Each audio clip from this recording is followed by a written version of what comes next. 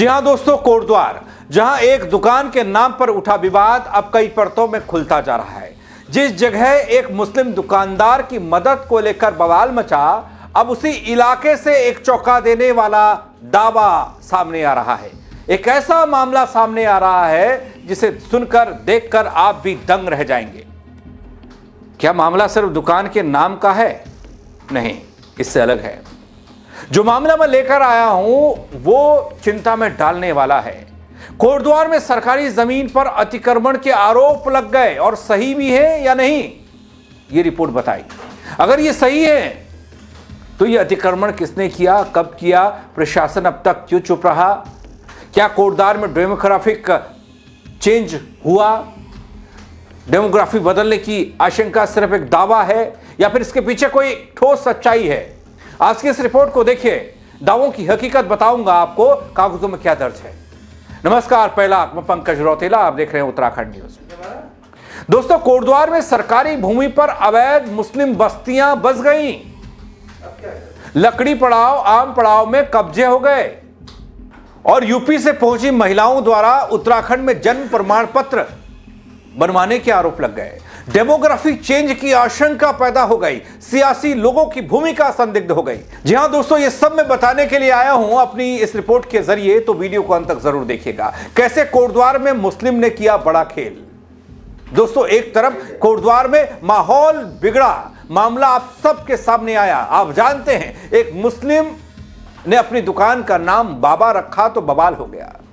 उस मुस्लिम दुकानदार के साथ पूरा देश खड़ा दिखाई दिया कि ऐसा कोई गुनाह नहीं किया जिसकी सजा उस दुकानदार को मिले।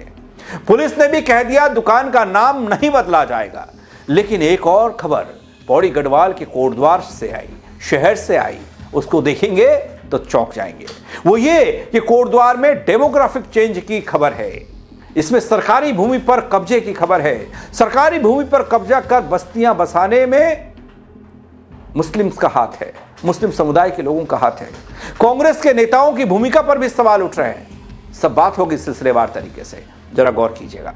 दोस्तों, उत्तर प्रदेश से आए मुस्लिम अपने महिलाओं के प्रसव कोटद्वार में करवाकर जन्म प्रमाण पत्र उत्तराखंड के बनवा रहे हैं और उसके आधार पर भविष्य की डेमोग्राफी चेंज की एक रेखा खींची जा रही है। दोस्तों, जानकारी जो है उस हिसाब से आपको बताता हूं जो निकल कर आई। कोटद्वार में लकड़ी पड़ाव ऐसा क्षेत्र बन गया जहां नजीमाबाद, बिजनौर, अफजलगढ़ क्षेत्र के मुस्लिम लोग योजनाबद्ध तरीके से सरकारी जमीन पर अवैध रूप से बस गए। खास बात यह है कि उन्हें सियासी संरक्षण भी मिलता रहा, नाम कांग्रेस का आ रहा है। इसी तरह आम पड़ाव की बात करूं तो आम पड़ाव में भी मुस्लिम आबादी ने घुसपैठ की और सरकारी जमीन पर कब्जा किया। अब यहां आपको यह भी बता दूं कि सरकारी महकमे को छकाने की नीति क्या है, भरमाने की कोशिश कैसे हो गई। दोस्तों, जानकारी के मुताबिक सरकारी क्षेत्र को कब्जा कर उस पर हाईकोर्ट से स्टे ले लिया गया ताकि सरकारी महकमे के द्वारा इस मामले में खामोशी ओढ़ ली जाए।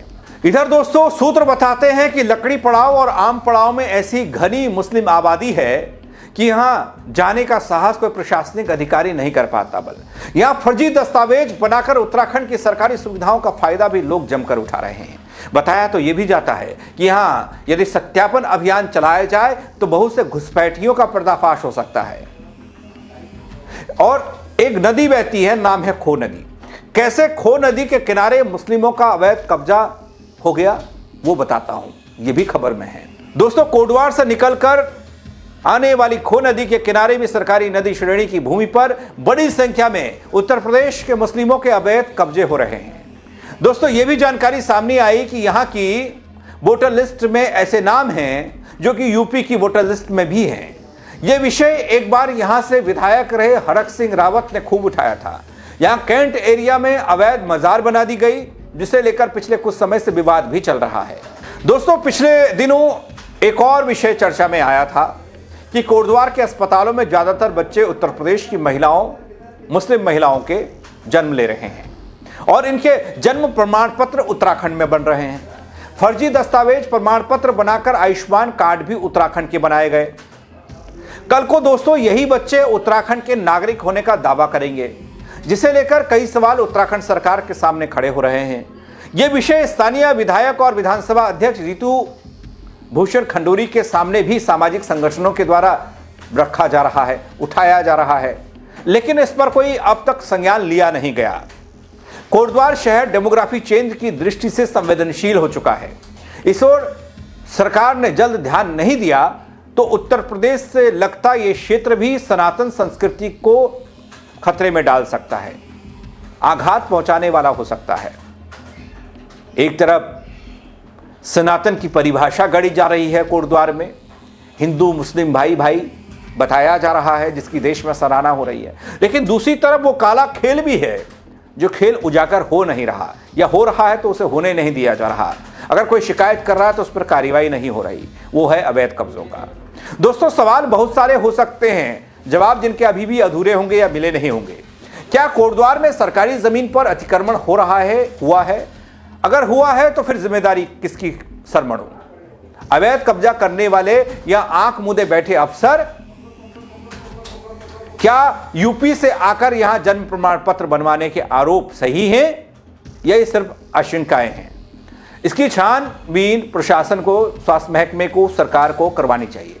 अगर फर्जी दस्तावेजों का खेल चल रहा है तो ये प्रदेश के लिए और घातक हो सकता है, क्योंकि फर्जी दस्तावेजों को लेकर कुमाऊं क्षेत्र में आपने देखा होगा, बनभूला पूरा वाला इलाका हल्द्वानी का, और भी तमाम क्षेत्र जहां पर खूब छानबीन हो रही है, बहुत से लोग फर्जी पाए जा रहे हैं। अब तक प्रशासन ने ठोस कार्रवाई क्यों नहीं की, यह सवाल मैं करना चाहता हूं। अगर ये बातें सच हैं, सबसे अहम सवाल एक और करना चाहता हूं, डेमोग्राफिक चेंज की जो बातें कही जा रही हैं, क्या सरकार के पास इसका कोई आधिकारिक आंकड़ा है या नहीं है? क्या सरकार देखती है कि कहां पर कौन लोग बस रहे हैं, कब से बस रहे हैं, कब से बसे हैं, क्या वो सुविधा ले रहे हैं, कहां के रहने वाले हैं? जनता से क्यों नहीं साझा की जाती ऐसी बातें? अगर यहां पर कोई डेमोग्राफिक चेंज नहीं है या इस तरह के कब्जे नहीं हो रहे हैं तो ऐसी खबरों को हवा क्यों दी जाती है? वो लोग कौन हैं? इस पर भी कार्रवाई होनी चाहिए। यह लड़ाई किसी धर्म या समुदाय के लिए खिलाफ नहीं है, उसके लिए नहीं है। यह लड़ाई कानून, जमीन और सिस्टम की जवाबदेही के लिए है, क्योंकि अगर आज सवाल नहीं पूछे गए तो कल हालात हाथ से निकल जाएंगे। बल, आप क्या कहेंगे इन हालात को लेकर? कमेंट के जरिए बताइएगा, शेयर कीजिएगा इस खबर को भी, बताइएगा लोगों को कोटद्वार की दूसरी तस्वीर ये भी है। बल, मेरे साथ जुड़ने के लिए बहुत शुक्रिया दगड़ियों। जय उत्तराखंड।